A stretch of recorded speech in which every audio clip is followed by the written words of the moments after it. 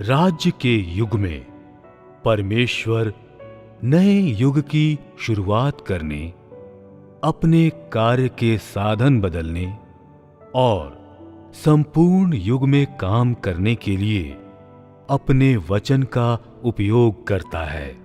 वचन के युग में यही वह सिद्धांत है जिसके द्वारा परमेश्वर कार्य करता है। वह देहधारी हुआ ताकि विभिन्न दृष्टिकोणों से बातचीत कर सके।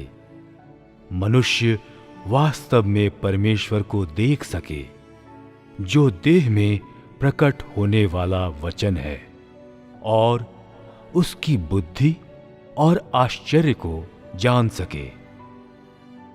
उसने यह कार्य इसलिए किए ताकि वह मनुष्यों को जीतने, उन्हें पूर्ण बनाने और खत्म करने के लक्ष्यों को बेहतर ढंग से हासिल कर सके। वचन के युग में वचन को उपयोग करने का यही वास्तविक अर्थ है।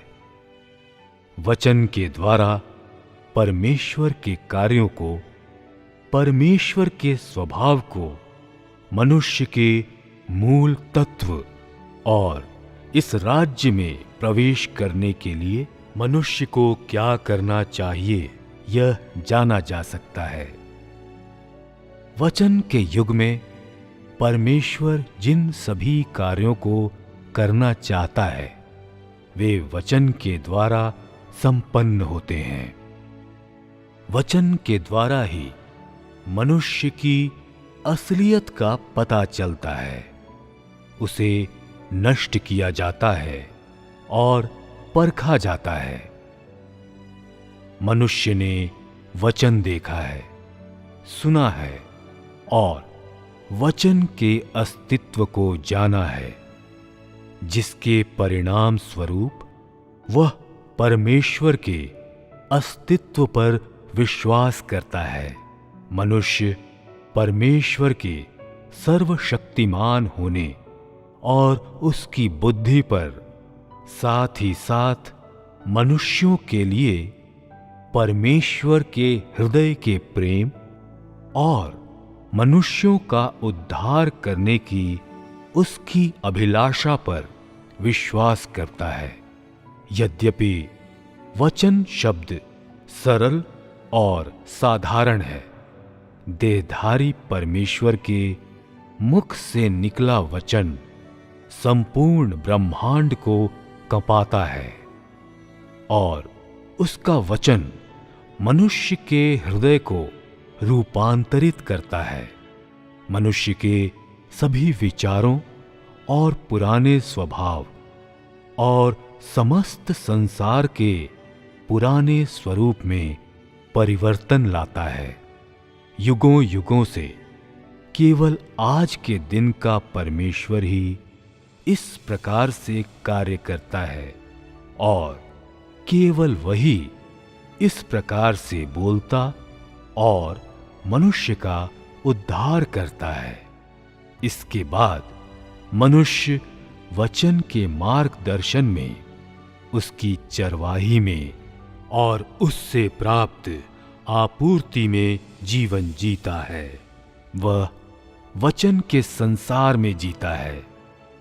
परमेश्वर के वचन के कोप और आशीषों में जीता है और उससे भी अधिक वह परमेश्वर के वचन के न्याय और ताड़ना के अधीन जीता है।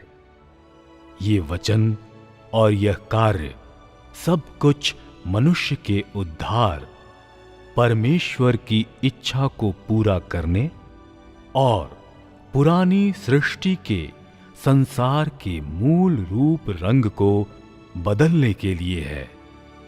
परमेश्वर ने संसार की सृष्टि वचन से की। समस्त ब्रह्मांड में मनुष्य की अगुवाई वचन के द्वारा करता है। उन्हें वचन के द्वारा जीतता और उद्धार करता है। अंत में वह इसी वचन के द्वारा समस्त प्राचीन जगत का अंत कर देगा।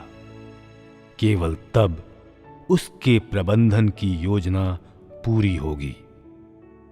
राज्य के युग के शुरू से अंत तक परमेश्वर अपना काम करने और अपने कामों का परिणाम प्राप्त करने के लिए वचन का उपयोग करता है।